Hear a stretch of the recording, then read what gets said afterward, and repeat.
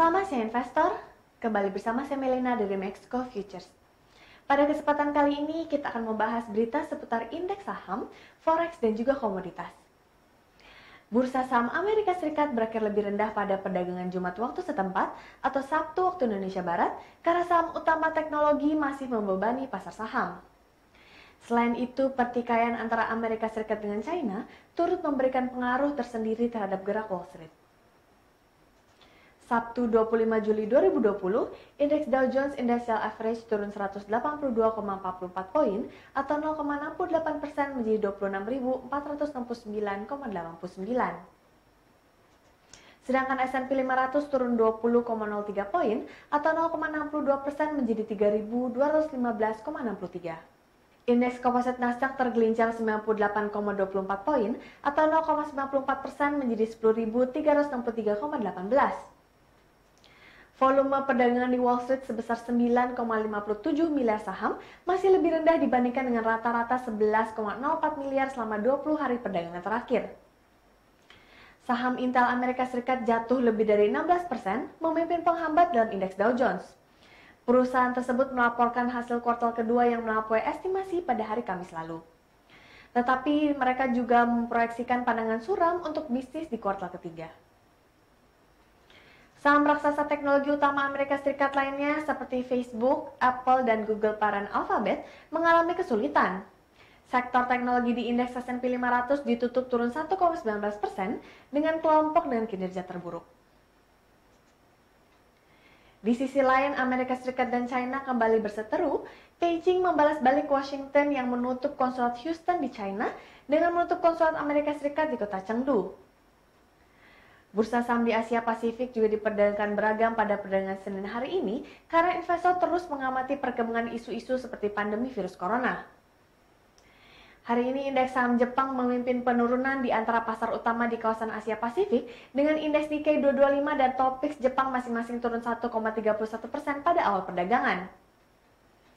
Ringkasan opini Bank Sentral Jepang untuk pertemuan pertengahan Juli yang dirilis hari Senin mengatakan ekonomi negara tersebut diperkirakan akan meningkat secara moderat dari paruh kedua tahun 2020. Namun Bank Sentral memperingatkan bahwa ekonomi tidak mungkin untuk kembali ke level yang dicapai sebelum pecahnya COVID-19 bahkan pada tahun fiskal 2022.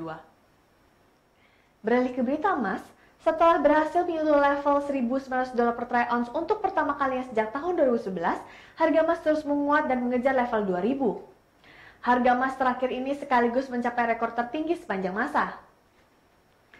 Berdasarkan data Bloomberg pada perdagangan Senin 27 Juli 2020 pukul 5:17 waktu Indonesia Barat, harga emas COMEX kontrak Desember 2020 naik 0,51% atau 9,9 poin menuju level $1.935,1 per troy ounce. Sedangkan harga spot berhasil naik 0,22% atau 4,2 poin ke level $1.906,22. Kedua level tersebut merupakan harga emas tertinggi sejak tahun 2011 dan menjadi rekor harga baru sepanjang sejarah, yaitu di atas level intraday $1.921,7 per troy ounce. Sepanjang tahun berjalan 2020, harga emas telah menguat hingga 25,7%, mengungguli kinerja komoditas lainnya yang mayoritas masih berusaha untuk pulih dari koreksi yang cukup dalam akibat pandemi COVID-19. Bahkan emas juga berhasil memimpin kinerja aset-aset investasi aman lainnya seperti yen Jepang yang hanya menguat 2,6% sepanjang tahun berjalan 2020 dan indeks dolar Amerika Serikat yang justru melemah 1,86% secara year to date. Investor pun semakin memburu emas sembari menanti pertemuan The Fed pada pekan depan. Bank Sentral Amerika Serikat tersebut diperkirakan memangkas suku bunga acuannya ke level rendah bahkan mendekati minus.